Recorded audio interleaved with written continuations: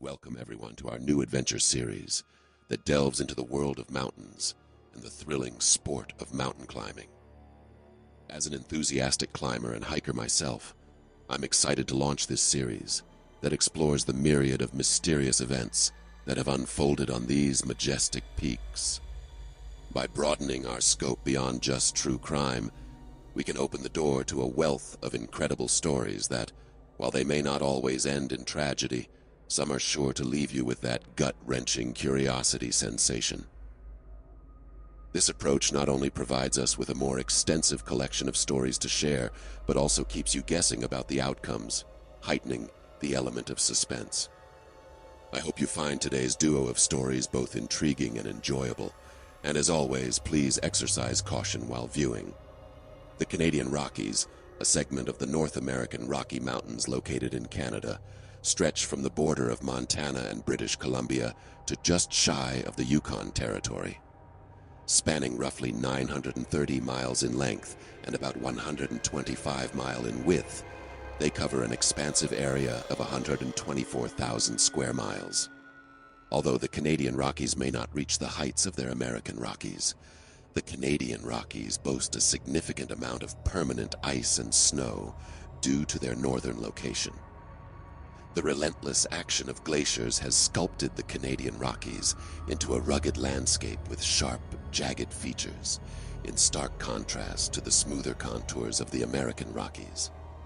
This difference is particularly evident along the iconic route connecting Banff National Park and Jasper National Park on the Alberta-British Columbia border. The highway here cuts straight through the heart of the mountains, showcasing their towering rocky peaks on both sides throughout the journey. On the morning of April 1st, 1983, two climbers, 28-year-old university student James and 33-year-old Richard, embarked on an ascent of Deltaform Mountain, the highest peak in the valley of 10 peaks, which stands at 11,234 feet. Known for its steep, jagged profile typical of the Canadian Rockies, Deltaform presented a formidable challenge. From their valley campsite, the pair trekked approximately 1.25 miles to the starting point of their climb. In the early April chill, with winter's ice and snow still clinging to the peaks, they began their ascent using ice tools to navigate a steep ice gully flanked by rocky outcrops, known as an ice couloir. Tethered together and setting ice screws for safety, they made their way up the incline. However, as Richard secured one of his tools, a slab of ice dislodged and hurtled down towards James. After alerting James, they watched the ice descend the mountain, only to be followed by the thunderous sound of an avalanche. The avalanche swept the climbers down the couloir and 2,000 feet down the mountainside. James regained consciousness later, disoriented and severely injured. With a broken back, arm, shattered shoulder blade, cracked ribs, knee ligament damage, a broken nose, broken teeth, internal bleeding, and surrounded by blood, he was in dire straits. Initially, he mistook his location for a different mountain range he had visited months before, but soon the reality of his situation sank in, along with the realization that Richard was nowhere to be seen. Upon finding Richard, it was evident from his injuries that he had not survived. James, grappling with his own critical condition, lay down beside Richard, expecting to succumb to his injuries as well. As he lay there, the cold began to give way to a deceptive warmth, signaling the onset of hypothermia and the proximity of death. It was then that he sensed a presence and heard a voice urging him not to surrender, but to strive for survival. Heeding the voice's encouragement and practical advice, such as marking his blood trail in the snow to guide potential rescuers, James persevered through excruciating pain, sometimes crawling, with the voice guiding him from just over his right shoulder. After a grueling journey, James finally reached their base camp, but his ordeal was far from over. Unable to tend to his basic needs due to his injuries and with nightfall approaching, he faced the prospect of not surviving the cold night. However, when he heard voices and called out, his cries were answered by a pair of skiers who happened to be nearby. It was only after they arrived that the guiding voice departed, having fulfilled its purpose. This phenomenon, known as the third man factor or third man syndrome, has been reported by various explorers and climbers in life-threatening situations, including Sir Ernest Shackleton, Reinhold Messner, Peter Hillary, and Anne Bancroft. Psychologists suggest it's a coping mechanism during extreme trauma. James, who never experienced it again, credits this mysterious voice for his survival.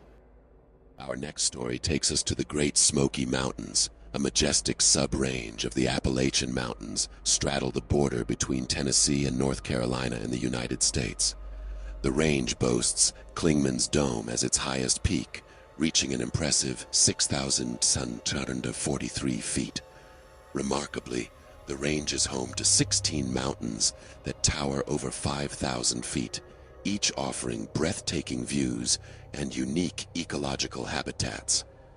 The vast majority of this mountainous region is safeguarded within the confines of the Great Smoky Mountains National Park, a sanctuary that has earned the distinction of being the most visited national park in the nation.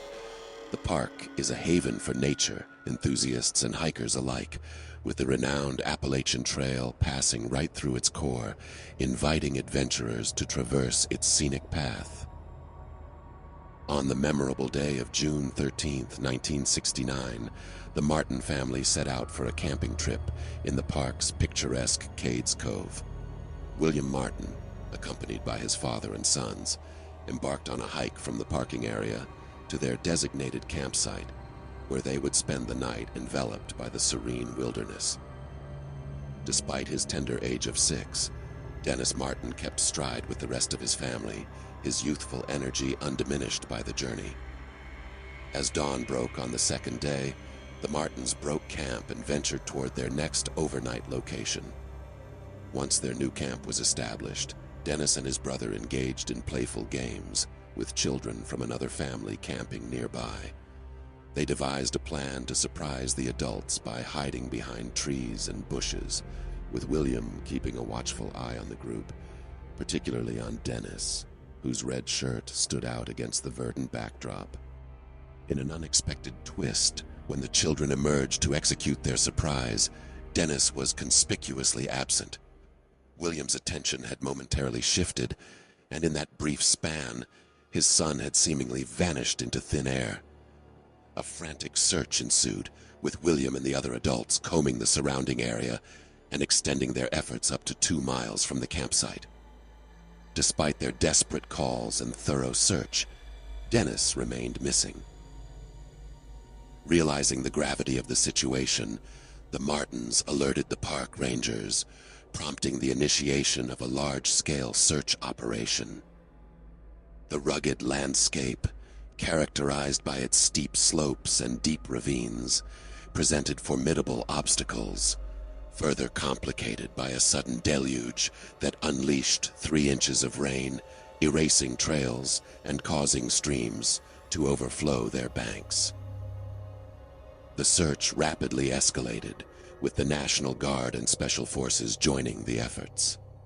However, the relentless rain and challenging terrain yielded no clues on the first day. The subsequent night brought frigid temperatures, and a dense fog the following morning only added to the difficulties faced by the search teams, which had swelled to over 1,400 participants. Despite the massive search effort, no trace of Dennis was found. The operation continued for 12 days, after which the number of searchers was significantly reduced. By June 29th, the search was officially called off. The disappearance of Dennis Martin remains one of the largest and most baffling cases in the history of the Great Smoky Mountains National Park.